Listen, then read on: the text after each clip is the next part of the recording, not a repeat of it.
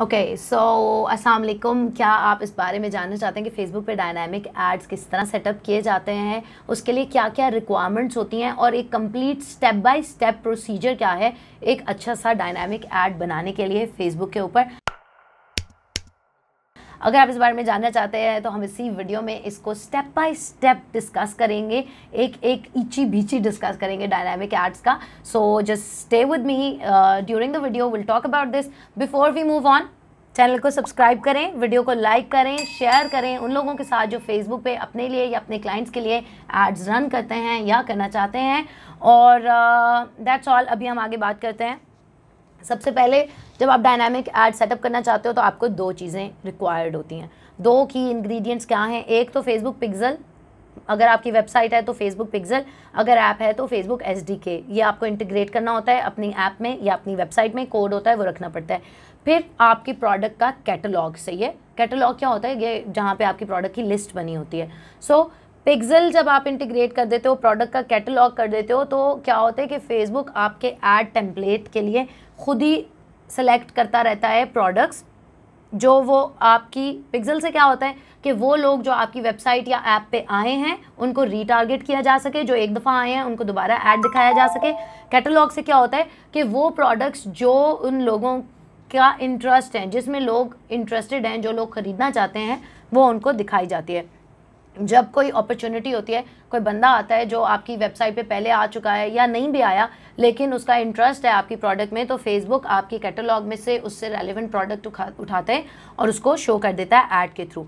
ठीक है, आप फेसबुक पिक्सल के बारे में अगर फर्दर जानना चाहें तो आप गूगल कर सकते हैं कि फेसबुक पिक्सल कैसे इंटीग्रेट करें। It's pretty simple.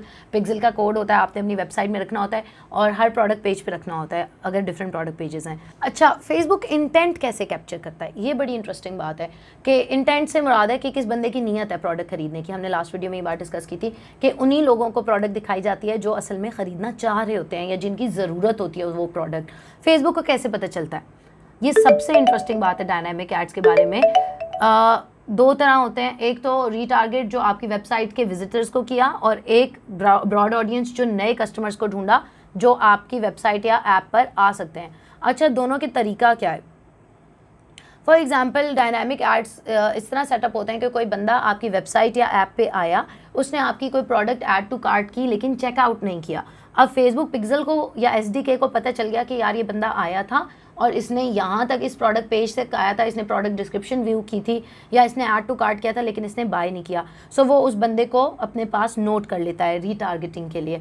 ठीक है, ताकि मैं उसको दोबारा ऐड दिखा सकूँ, यानी ये इंटरेस्टेड है, इसने ऐड टू कार्ट किया, आगे क्यों नहीं गया, मैं दोबारा इसको दिखा लूँगा। ब्रॉड में होता है कि वो लोग जो इंटरनेट के ऊपर आपकी फेसबुक के पास ना इंटेंट सिग्नल्स होते हैं जो इंटरेस्ट को कैप्चर करने के लिए वो इस्तेमाल करता है।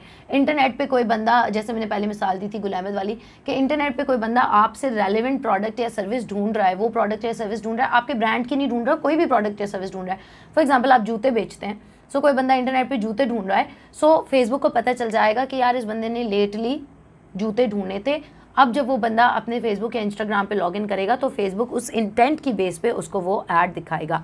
अच्छा, स्प्लिट टेस्टिंग आप ज़रूर करें डायनामिक एड्स की। ये एक इम्पॉर्टेंट पॉइंट है कि आप डिफरेंट प्रोडक्ट सेट्स जब रन करेंगे, सो आप देख सकते हैं कि इस प्रोडक्ट सेट को और इस प्रोडक्ट सेट के ऊपर ये रिजल्ट्स आ रहे हैं, ये इंगेजमेंट आ रही है, ये कन्वर्जन आ रही है और दूसरे में ये आ रही है। सो आप डिफरेंट एड सेट्स बनाएं। वो तो मैं हमेशा से आपको कहती हूँ और कोई भी एडवर्टाइज़र आपको यही समझाएगा कि स्प्लिट टेस्टिंग सबसे ज़्यादा क्रिटिकल होती है। चाहे आप डायनामिक एड्स रन कर रहे हैं, चाहे आप कस्टम एड्स रन करें, मैनुअल एड्स रन करें, आपको टेस्टिंग हमेशा करनी चाहिए ताकि आपको पता चल जाए कि आप क्या अचीव करना चाह रहे हो और वो किस हद तक आपके एड से अचीव हो रहा है।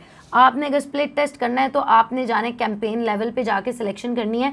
कैटलॉग सेल्स को अपना ऑब्जेक्टिव सेलेक्ट करना है। ऑब्जेक्टिव क्या सेलेक्ट करना है? Catalogue sales. ठीक है, और उसकी दो डिफरेंट ऑडियंसेस, दो डिफरेंट एड्स बना लें, एड सेट्स बना लें और उनको कंपेयर कर लें। अच्छा, फिर जो कैटलॉग की बात हमने की थी, ये तो अभी तक हमने बात की ऑडियंस की। अब फेसबुक आपकी प्रोडक्ट इन्फॉर्मेशन किस तरह फेच करता है कैटलॉग की बेसिस पे? वो ये होता है कि आप कोई भी कैटलॉग अगर फेसबुक के साथ शेयर कर रहे हो कि ये मेरी प्रोडक्ट्स हैं, आप फेसबुक पेज पे अपना स्टोर क्रिएट कर रहे हो और उसके ऊपर अपनी प्रोडक्ट्स अपलोड कर रहे हो, सो उसके अंदर क्या होता है कि फेसबुक को पता चल जाता है कि इसकी ये 5 ये 8 प्रोडक्ट्स हैं और वो रेलिवेंट लोगों को दिखाता रहता है। कैटलॉग के अंदर एक स्ट्रक्चर्ड डाटा फाइल होती है जिसके अंदर इंफॉर्मेशन होती है कि ये प्रोडक्ट का नेम है, ये प्रोडक्ट की डिस्क्रिप्शन है, ये प्रोडक्ट की प्राइस है, सो दैट फेसबुक उधर से फेच कर सकता हो।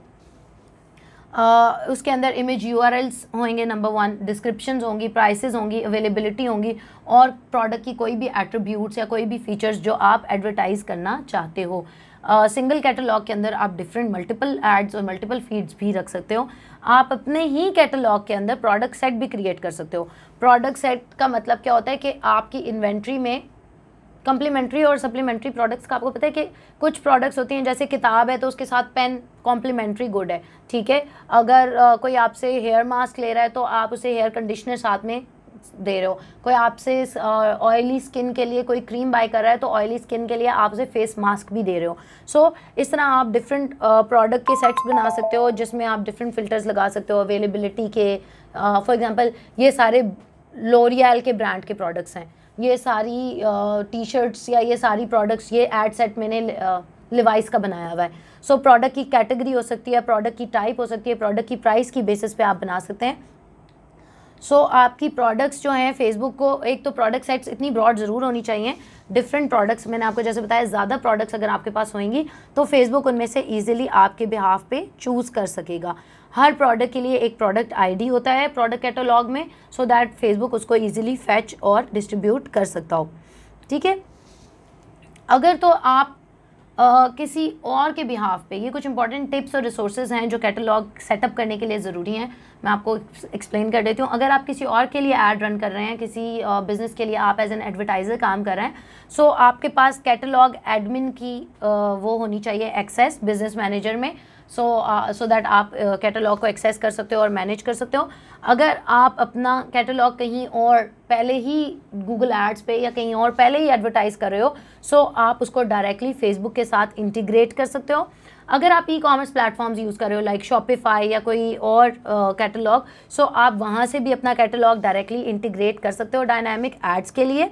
और अगर आप चाहते हो कि आप एग्जैक्ट प्राइसिंग और अवेलेबिलिटी हो, समटाइम्स होता है प्रोडक्ट रन आउट हो जाती है, ये ना हो कि फेसबुक उसका ऐड फिर भी दिखाता रहे, सो आप फेसबुक मार्केटिंग एपीआई इस्तेमाल करो सो दैट वो आपकी एग्जैक्ट प्राइसिंग और अवेलेबिलिटी इस्तेमाल कर फैच कर सके और शो कर सके। आप फेसबुक के रिसोर्सेज सेक्शन में जाके इसके अंदर फर्दर इन्फॉर्मेशन देख सकते हो। सो डायनामिक एड्स का ऐड क्रिएटिव किस तरह बनाया जाता है, ये अभी हम डिस्कस कर लेते हैं कि आपने हर प्रोडक्ट के लिए इंडिविजुअली ऐड नहीं बनाना, बल्कि आपने एक ऐड टेम्पलेट बना देना है जिसके अंदर फेसबुक खुद ही कैटलॉग से प्रोडक्ट फैच कर करके डिफरेंट लोगों को उनकी मर्जी के मुताबिक दिखाता रहेगा। तो उसके अंदर होता क्या है, फॉर एग्जाम्पल कैटलॉग सेल्स आपने as an ad objective select किया। ऐड ऑब्जेक्टिव जब आप ऐड कैंपेन सेटअप की तो ऑब्जेक्टिव में आपने कैटलॉग सेल्स सेलेक्ट किया और उसके अंदर कौन से फॉर्मेट सपोर्टेड होते हैं, सिंगल इमेज का फॉर्मेट, करोजल का और कलेक्शन का। अगर आप करोजल का सेलेक्ट करते हो तो फिर आपके पास फर्दर ऑप्शन आती है कि आप स्लाइड शो करो एक ही प्रोडक्ट की मल्टीपल इमेजेस या different product categories instead of individual products. यानी करोजल में या तो एक ही प्रोडक्ट की डिफरेंट इमेजेस आ रही हैं या डिफरेंट प्रोडक्ट्स नज़र आ रही हैं, सो वो आपके पास ऑप्शन होती है, आप कौन सा सिलेक्ट करो। फिर ऑडियंस, यानी आप कौन सी सिलेक्ट करो, फॉर एग्जांपल रीच आप ब्रॉड ऑडियंस को कर रहे हो या उन लोगों को कर रहे हो जिन्होंने रिसेंटली आपकी वेबसाइट को विजिट किया है। फिर प्लेसमेंट कौन से होते हैं डायनामिक ऐड की, प्लेसमेंट में फेसबुक होता है, इंस्टाग्राम होता है, ऑडियंस नेटवर्क और फेसबुक मैसेंजर होता है, ठीक है। सो आप फेसबुक को बताते हो कि कौन सा कंटेंट आपके कैटलॉग में से डिस्प्ले होना चाहिए, हेडलाइन क्या होनी चाहिए, प्रोडक्ट नेम क्या होना चाहिए, लिंक डिस्क्रिप्शन क्या होनी चाहिए, प्राइस क्या होनी चाहिए। सो आप वो फेसबुक वहाँ से फेच कर लेता है, product name, product price headline में आ गई, फॉर एग्जांपल प्रोडक्ट डिस्क्रिप्शन आ गई, प्रोडक्ट का यूआरएल और प्रोडक्ट इमेज जो आपने अपलोड किया होगा कैटलॉग में, वहाँ से फेसबुक खुद ही फेच कर लेगा।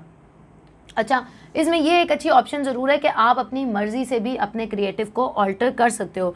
फॉर एग्ज़ाम्पल आप एड्स के ऊपर कोई ओवरले लगाना चाहते हो, कोई डिस्काउंट लगाना चाहते हो, कोई अदर एट्रीब्यूट्स दिखाना चाहते हो, सो उसके अंदर फेसबुक के अंदर वो आपको ऑप्शन देता है कि इसके ऊपर ये ओवरले आ जाएगा, एक लेयर आ जाएगी, उसके ऊपर क्या फेस हो, क्या शेप हो, क्या कलर हो, क्या पोजीशन हो उसके ऐड में, वो सब आप कस्टम चूज़ कर सकते हो। आप अपनी इन्वेंट्री को लाइफस्टाइल इमेजेस के साथ भी और थीमेटिक इमेजेस के साथ भी प्रमोट कर सकते हो। फेसबुक आपको ये ऑप्शन देता है डिफरेंट टाइप्स ऑफ आइटम्स जो आप शो कर सकते हो। फॉर एग्जांपल स्विम वेयर है या कुछ है, तो वो उससे रेलिवेंट आपको ओवरलेज और कैटेगरीज दिखा रहा होता है। ठीक है, सो करना क्या आपने, कंक्लूजन हम एक डिस्कस कर रहे हैं कि पिक्सल या SDK इंटीग्रेट किया सबसे पहले, फिर जो लोग आपकी प्रोडक्ट्स में इंटरेस्टेड हैं, वेदर वो आपकी वेबसाइट पे आए हैं या वो इंटरनेट पे वैसे ही सर्च कर रहे हैं, फेसबुक उन लोगों को आपने एक कैटलॉग बनाया, सेल्स कैटलॉग बनाया, उसके अंदर product ID, product link, product description, product image, product discount, availability, ये सारी चीज़ें आपने अपलोड कर दी। फेसबुक पिक्सल SDK और अपनी इंटेंट जो उसको मिल रही है सर्चेस की बेस पे, उसकी बेस पे वो डाटा गैदर करेगा, रेलेवेंट प्रोडक्ट उठाएगा, रेलेवेंट ऑडियंस को दिखाएगा, सो दैट आपको कोई काम नहीं करना पड़ा। अगर आपके 100 प्रोडक्ट्स भी हैं तो डायनामिक एड 100 के 100 प्रोडक्ट्स का डाटा खुद ही मैनेज करेंगे। आपने सिर्फ एक दफ़ा इंटीग्रेट करना है पिक्सल या SDK और कैटलॉग अपना मैनेज कर देना है। कैटलॉग अगर आपका ऑनलाइन है किसी शॉपिफाई स्टोर पे, वूकॉमर्स पे, कहीं पे, तो वो ऑटोमेटिकली भी फेच हो सकता है। फेसबुक मार्केटिंग API भी आप इंटीग्रेट कर सकते हो। अगर आपको कोई सवाल है, कोई बात है, तो आप मुझसे प्लीज़ कमेंट्स में पूछो, help@dankash पे ईमेल करो या आज दानकाश की कम्युनिटी पे हमसे पूछो। कोई सजेशन है तो भी हमें दे सकते हो और आई होप आपको समझ आया होगा। सो डायनामिक एड्स का हमारा जो है सीरीज़ वो कंप्लीट हो गया है। अगर आपको स्टिल लगता है कि कोई बात ऐसी है जो आप डायनामिक एड सेटअप कर रहे हो, आपको समझ नहीं आ रही, तो हम हमेशा आपकी मदद के लिए मौजूद हैं। किसी भी टाइम आप हमें रब्ता कर सकते हैं। हमारा व्हाट्सएप, फेसबुक, इंस्टाग्राम सब कुछ मौजूद है और ईमेल भी है, आप कहीं पर भी हमें कॉन्टैक्ट कर सकते हैं। Bye bye. बहुत सारे लोग जो है हमें देख रहे होते हैं हमारी वीडियोस को और वो ये समझते हैं कि शायद ये सारा कंटेंट और इसके पीछे सारी इन्फॉर्मेशन को इकट्ठा करने में और आप लोगों को हेल्प करने में सिर्फ दानिया एंड काशिफ है। नहीं, इसके पीछे एक बहुत बड़ी टीम है जो आपको जो है हेल्प कर रही होती है ताकि आप तक ये सही कंटेंट पहुंचे। इसलिए आप हमें करें सब्सक्राइब, बेल का आइकन करें हिट, और आप क्या कहना चाहते हैं? आप क्या कहना चाहते हैं? सब्सक्राइब करें, बेल आइकन को 0304 1115786 dankash.com